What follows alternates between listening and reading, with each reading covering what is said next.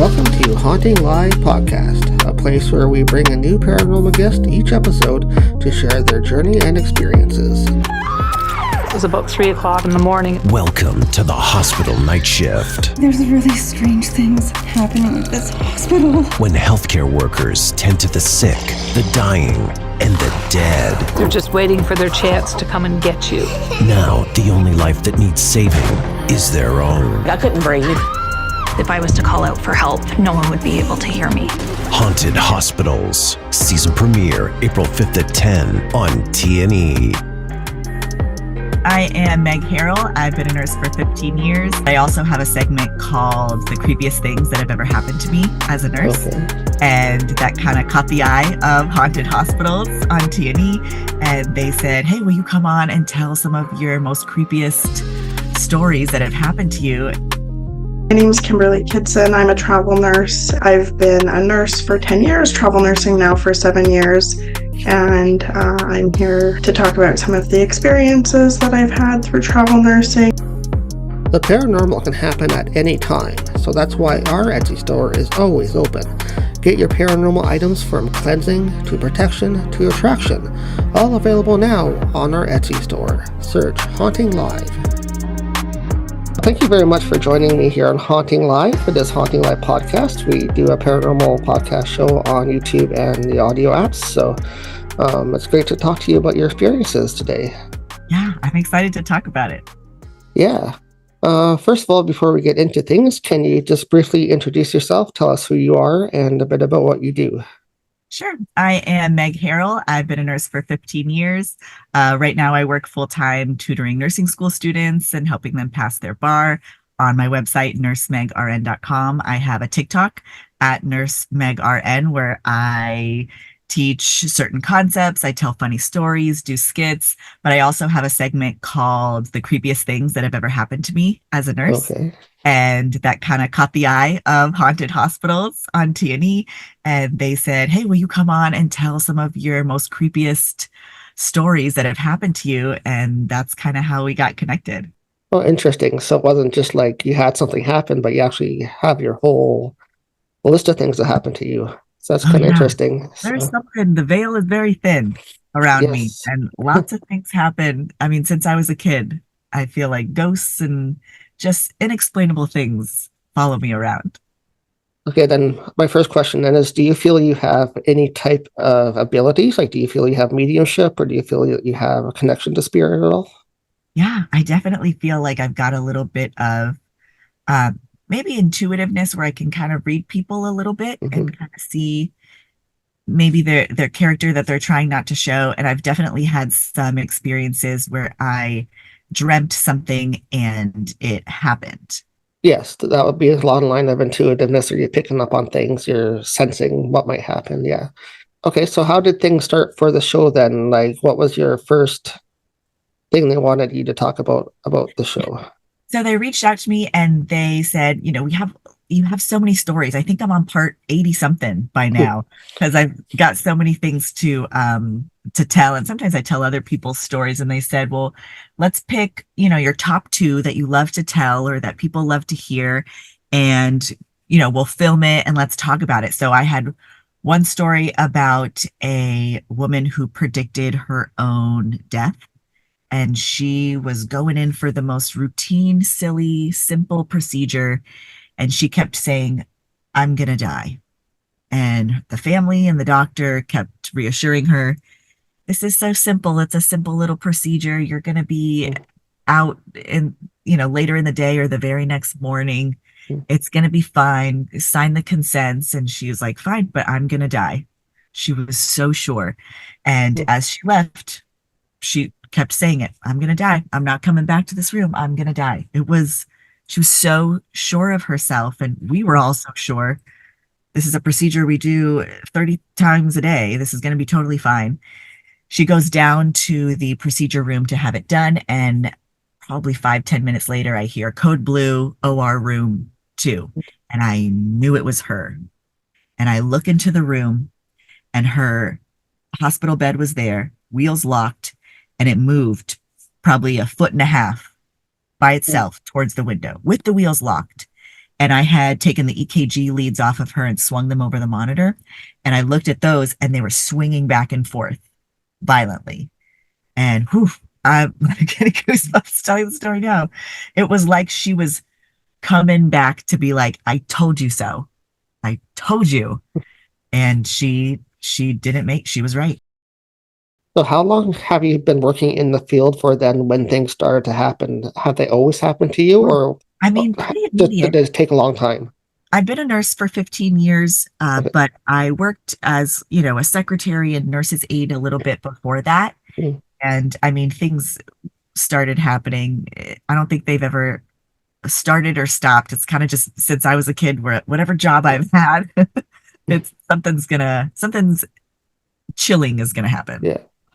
Sounds like you might have a bit of mediumship or abilities within you. You have that draw to the spirit energies. So if you've had it been happening the whole time. So rather than being in the spot in a hospital, you think you'd be drawn to that type of energy as well. Like things happen more when you're in that environment. So do you find that? Do you find they build up more in the hospital?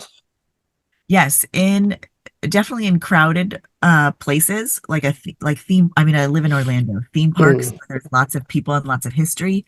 But yes, especially in hospitals, it makes sense that the season 5 of Haunted Hospitals is going to premiere on April 5th at 10 p.m. because there's so many stories. I mean, hospitals have been around for years and years and years, especially the older ones, and they just kind of expand on what existed.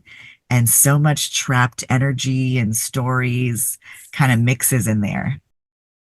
So how did you feel when you had your first experience in the hospital? Were you scared about it, or? No, I've never really been scared about things moving on their own, or seeing things at the corner of my eye, or doors slamming. I've never felt threatened or scared by any of that stuff. Sometimes it'll startle me, but I've never felt like I was in danger ever, even as a kid. Maybe it's because I am somehow protected from it or something, but it doesn't scare me. Well, that's good, because it's good to be kind of on guard, but not that it scares you all the time, because you don't want that happening. So I did have an older nurse. She was like my nurse mom. She had been a nurse for probably over 40 years, and we had a empty room. It was night shift, and the bed alarm kept going off and the call bell alarm kept going off, and nobody was in there. And I actually unplugged it from the wall and put it on the bed because it was bothering us so much at the nurse's station. It kept going off, and we're like, somebody needs help. Oh, it's the empty room, or it's the ghost in the room. And my nurse mama, she was an older Jamaican lady, she busts in the room and she was like talking to the spirit or ghost or whoever's in there. She's like, we don't have time for this. All the other rooms are full. Quit messing with all the stuff. We're trying to work and you're distracting us. No more of this. And then she slams the door, and it didn't happen for the rest of the night. It was like she put that ghost in its place, or maybe it was just being playful, and the ghost was like, all right, I'll let you get back to work. Well, that's one thing we tell our clients, or when we have people to ask us questions about the paranormal stuff they're dealing with, we tell them to do that exact thing that she just did. Yeah. We tell them to lay down the rules of your home, treat it like a child, and give it no room for excuses. Just lay down the rules, right? And quite often that works. So, oh, I love that. Yeah, set boundaries, even with ghosts. Yeah, it's like, you can come during the daytime when I'm here if you want to talk to me, but leave me alone at night. So, stuff like that. Yeah, we tell that to people all the time. So, yeah. What has been one of your most, I want to say scariest, but most weirdest, unusual experiences you've had then? Yeah. So there's one that I told on my episode of Haunted Hospitals. My episode is the 6th episode, and it premieres Friday, May 10th at 10 p.m. And I told this story about when I had to go and get a new bed from another side of the hospital. And it was in the middle of the night, me and this other tech travel through the multiple floors. We have to go through this glass hallway that connects 2 buildings of the hospital, go get that bed and bring it all the way back. So we go and get it. And as we made the bed and got it all set up, and we're coming back to our building through the glass hallway, 2, 3 in the morning, half the lights are off, because they saved the electricity and everything's dull. We get almost past the middle and the lights flicker off. The tech I'm with screams because she's easily startled, and we're in the dark. It's complete darkness in this hallway. And I scream because she screams, and then the lights flicker back on. And in the center of the bed that we had just made is a man's footprint, like a dress shoe man's footprint in the center of the bed. And it was terrifying. How? I still have the picture up on my Instagram. Terrifying. There's no explanation. What? We had just made that bed, and it was a man's footprint, like they had stepped into the bed and the bed sheets and everything. And we rushed out of there. I never went back in that hallway ever again. No, take the other hallway next time. Nope. Someone else go for me. I never went back. Even during the daytime, if I worked day shift, I couldn't go back in that hallway. I didn't like it. Well, especially if you yourself just made it and you know what condition it's in, and to see something visible like that there right after, like, something weird happens. So Yes. has there been anything that kind of you couldn't explain at a shift on the hospital, like something, well, they're all really things you can't explain, but something so bizarre, so unusual that to this day you can't say, like, what was that? Yeah, there's so many. Yeah. But that is what it usually. That's something I don't want to go through your whole list of things, but I know. Yeah, I'm already on part 80 something on TikTok. But it usually sticks with me more when it doesn't just happen to me, when it happens to multiple people or somebody else is involved, because it makes it almost validates it a little bit more. Yeah. And then I remember it more vividly. There was this one patient who was on hospice care. They were in their last couple of hours, and they had what is called a sitter with them. So the nursing care or hospice group will hire somebody to sit with the dying patient so that they don't die alone. Also to just take care of basic needs, make sure their mouth isn't dry, just basic nursing care things. And the sitter was there in the room. The patient was technically assigned to me for any medications and things. I would go in there probably once an hour to just, hey, you need anything? Do you, the sitter, need to go to the bathroom? And connect. So I got to know her pretty well. And this was probably halfway through the shift in the afternoon. And I'm charting outside of the room, and she slams the door shut. And I was like, don't slam the door. And so I opened it up, and I was like, hey, with a patient like this and family coming, let's leave the door open. We don't have to close it. And the sitter is looking at me like I didn't close it. And I said, oh, okay. So maybe it was the CNA that went in and then kind of closed it. So I opened the door, I put it halfway. I go back to charting, and then probably like 15, 20 minutes later, it slams again. And I was like, okay, now it was her. So I go in and I said, did you slam the door? And she goes, no, I've been sitting here next to the patient. I haven't touched the door. And then we're both looking at each other like, oh, what is happening? The patient wants the door closed. So I shut the door and I said, okay, we'll go against whatever the policy is for this little hospice floor. We'll keep the door closed. We close the door, and a couple minutes later, the patient passes and does final breaths. And it was like this patient just wanted a little privacy to die. And that was one that really stuck out to me because it was happening to more than one person. Well, it's good when they can validate things, and especially you're not alone when something like that happens, when you got somebody passing away that moment and something happens multiple times that you can't control. So, but yeah, it does sound like they just wanted to be alone for their final moments. So, and it's so beautiful that they had that ability to just say, just give me a little privacy while I go. Yeah. I think that's kind of great. Yeah, it's nice too. Well, sometimes people have their families, sometimes they just want to be alone. So, but how did the filming for the show go? Like, how many episodes did you shoot yourself, and sort of what kind of experiences did you have with the actual filming of the show? Yeah, it was really fun. So they kind of gathered everybody, all the, it's first-hand accounts from like nurses and healthcare workers and patients. So they flew us all into one location and filmed it over For me, it was just filming for a day, and other people were other days. But it was so fun to get together and meet other healthcare workers and patients and people that were interested in the paranormal. And then it was so fun to hang out with the crew who loves this stuff. Sometimes people are not interested in talking about the paranormal. Sometimes they're just non-believers. But to be in a whole room with a bunch of other people that are interested in the same thing, it was really fun. How long did it take? Did you film one episode at one time, or are you just in the one episode so far? Or? Yeah, my stories are just on the 6th episode of this season 5.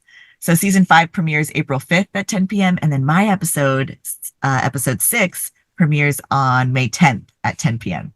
Sounds exciting. Can't wait to check it out. I do like Haunted Hospitals series, so I can't wait till the new one comes out. Sounds interesting. Yeah, I met some of the other people that were filming that day. There's going to be some really interesting and unique stories in this season. Okay. Oh, can't wait. Sounds interesting. Yeah. So anything else you want to touch on before we let you go today? No, that's kind of it. I'm really excited to be part of it. I think I mentioned Haunted Hospitals is on TNE. Yes. I mentioned when it premieres, April 5th at 10 p.m.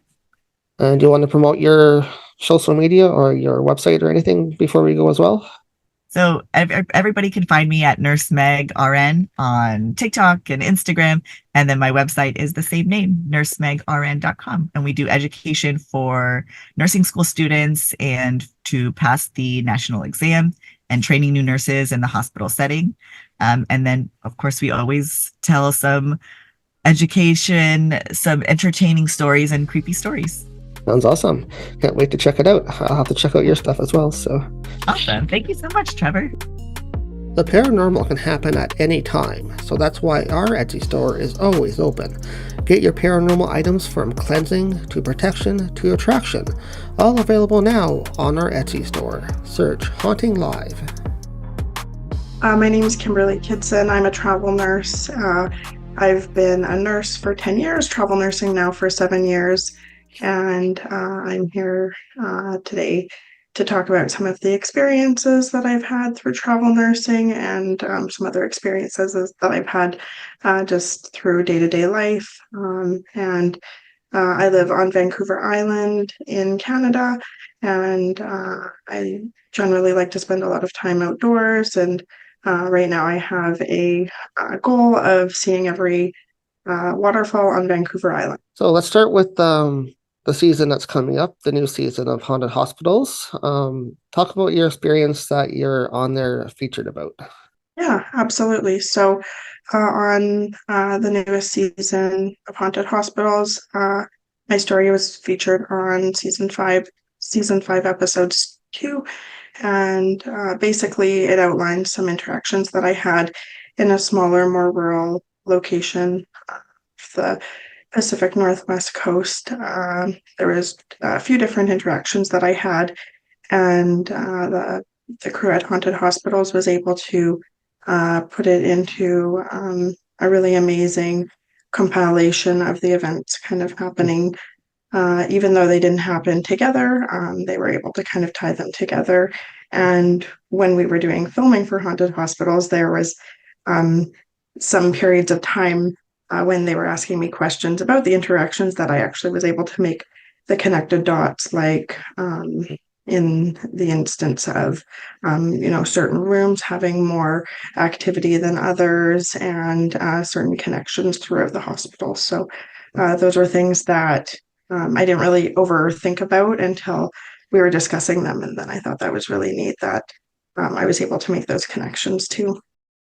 How long have you been working in the hospital field then? Is that your full career, or did you go to school for that? Or Yeah, so I've been working in hospitals for the past 10 years, probably a little bit more now. And I've worked in many hospitals around the area that I live in, British Columbia. So there's definitely a lot of different areas that I've worked in. The hospital that was featured was definitely the most active hospital, but there was some other instances that I had patients or residents passing, and there is movement of things in the room shortly after.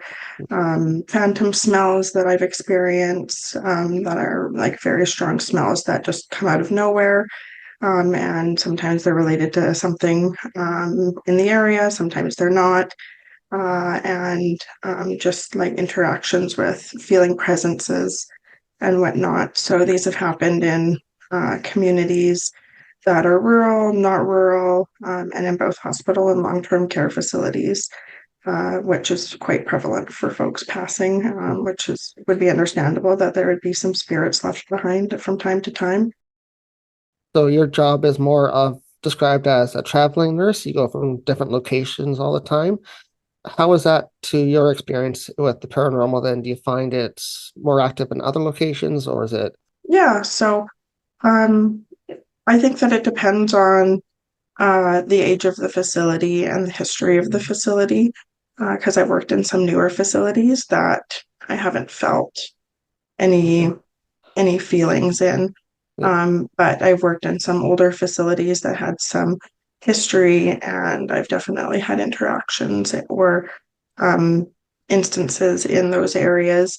In the newer facilities, when people pass, a cup might move on the table or something like that, but I don't feel that the presence stays in the facility. I feel that like they move on.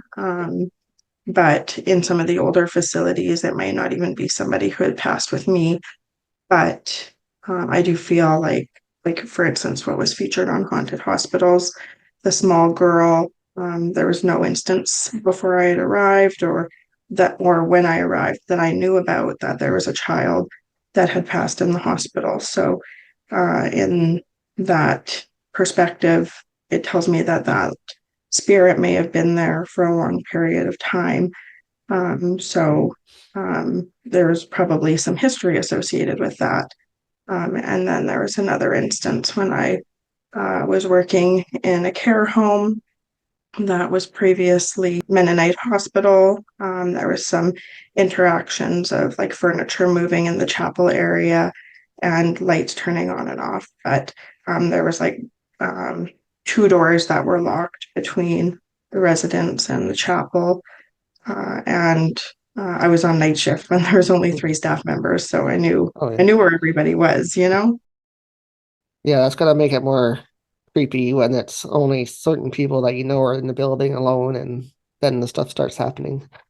So Yeah, describe absolutely. that was the one I was kind of interested in talking to you more in depth about is I think I read in the description about a balloon or something. So was there a balloon incident somewhere that happened?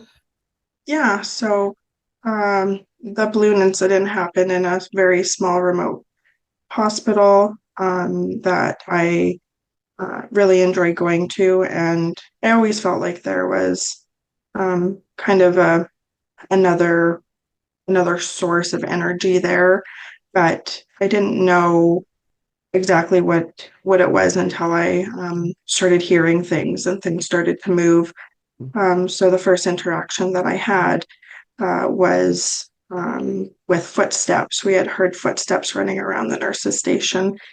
And so we thought that one of our patients is up, so we have to go and track them down, make sure that they're safe, put them back to bed. So we kind of did a check on all the patients. Everybody was in bed and accounted for. The front doors were locked because it was night shift, and the person in emergency was accounted for and being treated. So I thought that was really odd that these footsteps were kind of running around the nurse's station, but we couldn't find anybody for it. And the nurse's station was like a very centralized area in the hospital, and there were hallways, every way around the nurse's station. And so the person I was working with and I thought, like, if we go opposite directions around the nurse's station, then perhaps we can find whatever that is making those footsteps. And while we were doing that, it sounded like the footsteps were getting louder and then quieter and louder and quieter as if we were passing them, but there was like nothing visual to see.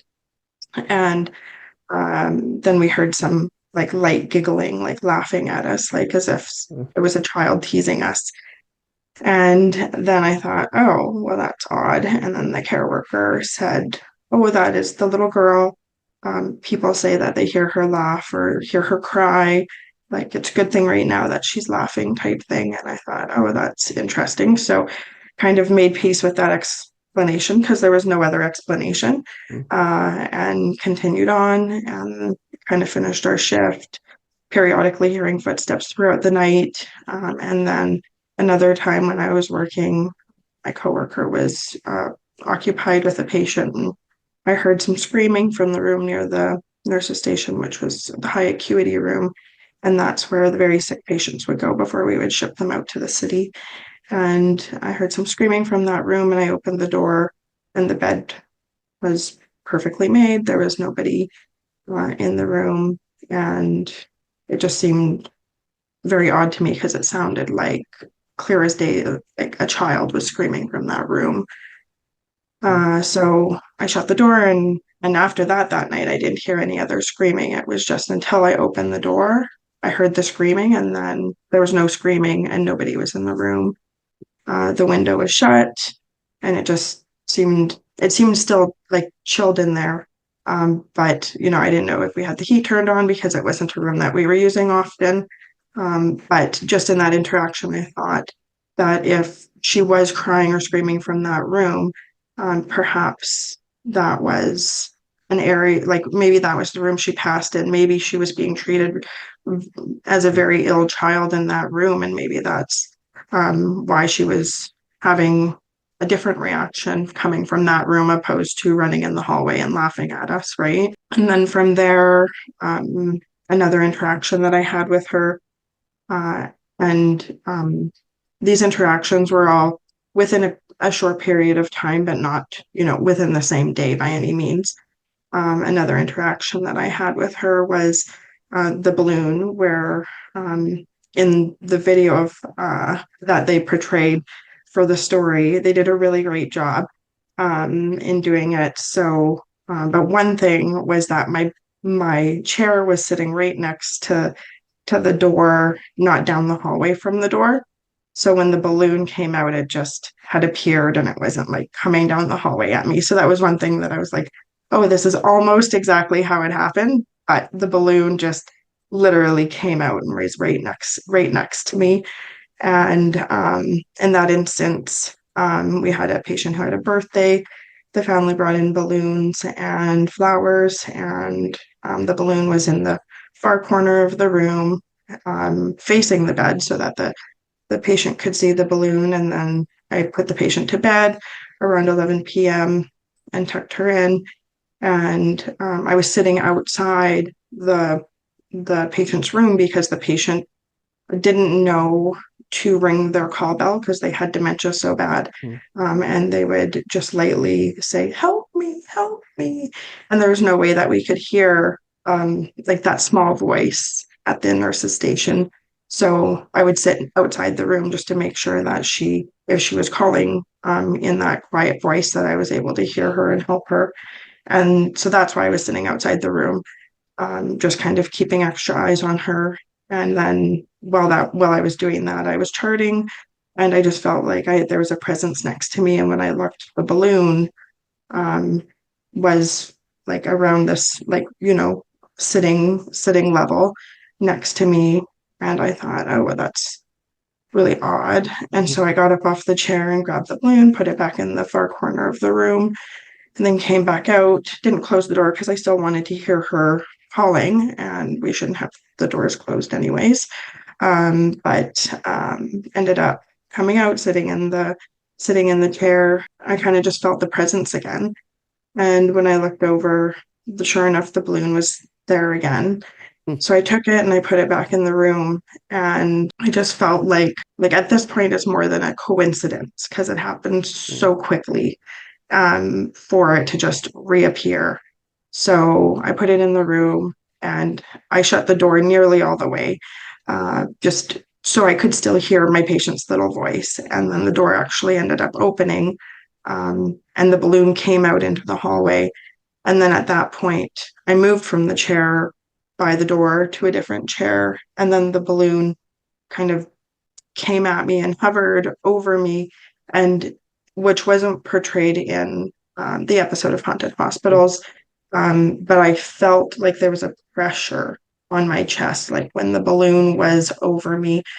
I felt like I wanted to stand up and to walk away, but I felt like I was being pushed down. Like there was a pressure on my chest and on my shoulders that I couldn't stand up and walk away. Okay. So in turn, I kind of slid out to the side and kind of crawled out from below, and then was able to get kind of away by going down and out instead of standing straight up towards the balloon, because I felt like there was a force keeping me from standing up towards the balloon at that point.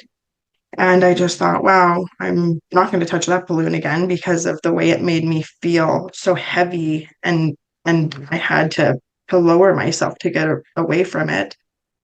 So then in that instance, I ended up just leaving it and kept an eye on it for sure.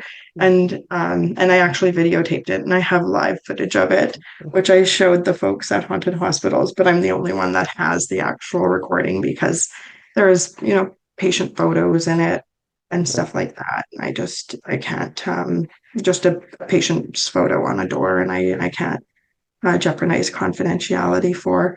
But yeah, it was a really heavy experience, like having that weight on me and not being able to get up. Yeah. And then after that, I went to all of the different rooms in the hospital, and in my head, I'm wondering, okay, this is more than nothing. Something's happening here, and why is this balloon going to each of the rooms? And then it made me think of the little girl that was laughing and kind of running around, and then that other time crying. And it made me wonder if it was that little girl who found the balloon, thought, wow, like this is really fun. It's a toy for me. And decided to take the balloon, and that was showing her presence in the hospital and everywhere she was going. And seeing that she was stopping at every room to stop at the door. Yes. How do you feel after that experience? How do you feel about working with spirits and energies in hospitals now? Well, with her, even though she felt heavy, I didn't feel like I was going to be harmed by her in that instance. But I don't know if she is. I don't know if she is capable of that kind of inflicting harm on somebody. And at the same time, I'm a firm believer in mind over matter. So I also believe, hopefully I'm believing properly, but in my beliefs, I believe that if I don't believe that they can hurt me, these spirits can't hurt me, and they can't have an effect over me. And I just have to be very diligent about not over interacting and kind of leaving it at the door. Since then, I've invested in protection stones and protection oils, which are grounding oils that have cedar and rocks and sand and things like that. And then of course essential oils too, but they offer protection. One of those things that kind of led me to find another thing, which then I feel like gives me more confidence in interacting with the spirits, because I feel like I am more protected, more than just my beliefs protected me in the beginning. That's good. I think that'll help you as well. Like if you have the oils and the crystals as well, those should help protect you from anything that you feel is negative or anything in your workplace. So absolutely, for sure. And then there was the other interaction there that was the man that I was actually able to see, and he was more of just like a dark shaded figure. But my patient also saw him too, which then reiterated to me wow, this is something that more than that my patient's also seeing too. I was scared because I felt frozen to the bone in that instance. And I also felt like I couldn't move my entire body, whereas with the balloon, at least I could like hunch down and crawl away. The man was just a very dark figure that appeared, and then within seconds of looking away or reaching for something, like, I went to enter the room. The first time I saw him, he was just a figure through the observation window, and then I went to enter the room and he wasn't there. The second time, it was him standing like behind me and my patient screaming, and me thinking that I scared my patient, but she was actually, no, it's that man. And then when I looked, I was like, wow, like that is something that's there. And it was definitely a dark being. Definitely always good to be cognizant of everything that's going on and around you. Yep. Oh, thank you very much for sharing. So thank you for having me. It was really nice chatting with you today. Spring is a time of rebirth and renewal and budding terror. Spring Shivers is back. Whoa! Oh God, something's moving in there! And we're celebrating the season of renewal with a week of fan-favorite marathons and season premieres. Let your fear blossom during Spring Shivers. Starts April 1st, only on T&E. the paranormal can happen at any time, so that's why our Etsy store is always open. Get your paranormal items from cleansing to protection to attraction, all available now on our Etsy store. Search HauntingLive.